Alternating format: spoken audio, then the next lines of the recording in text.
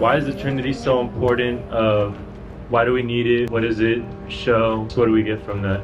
If we live for love, and I know some of us aren't loving certain people in our lives right now, so it might get in the way, that point, and they might say, no, I don't really live for love. I have a lot of difficult people in my life. But I think if you really get down to it, on your deathbed, every single pastor I know will say the thing we want most on our deathbeds is to know we've been loved and that we have loved well enough.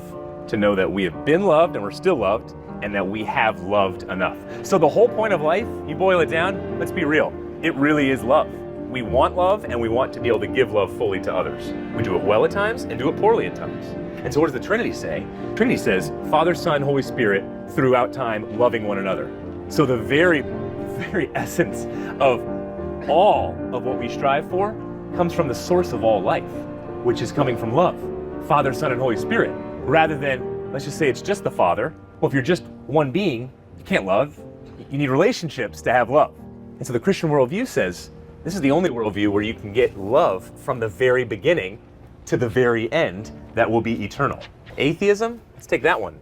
So not just one God, but let's say no gods. Well, you're just an accident. You popped up out of nowhere. Strong eat the weak, so don't love. Just work to get ahead. And if you do love, make sure there's something in it for you always. And I love hearing atheists say that. Because some do. Some are consistent in saying that. Oh, it's always about me ultimately. That's the point of love. And then they're going nowhere. They're just going to death. Well, does that fit your experience? Maybe that's true. Maybe we're out here and we're completely wrong about all of this. But that does not fit my experience whatsoever. What is the difference between their natures?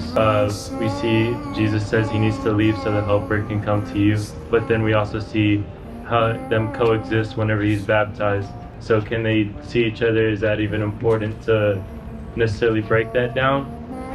And kind of, I know I'm not going to understand the full nature of it because it is God, but... I mean, it would make no sense to me if there's a God that created the entire cosmos, who created us. We are microscopic ants compared to him. If we're to say, oh, we should know every single attribute of God perfectly.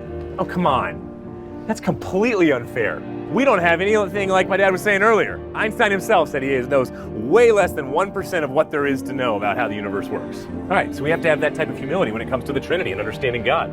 And so yes, you have Christ, yes, you have the dove representing the Holy Spirit, and when Jesus leaves, the Holy Spirit comes, and the reason why he puts such a heavy emphasis on what the Holy Spirit is because the Holy Spirit's going to be able to get to every single person, because the Holy Spirit is not a physical being like Jesus was. So every single person at once. Jesus cannot have been in India and the US at the same time. The Holy Spirit can.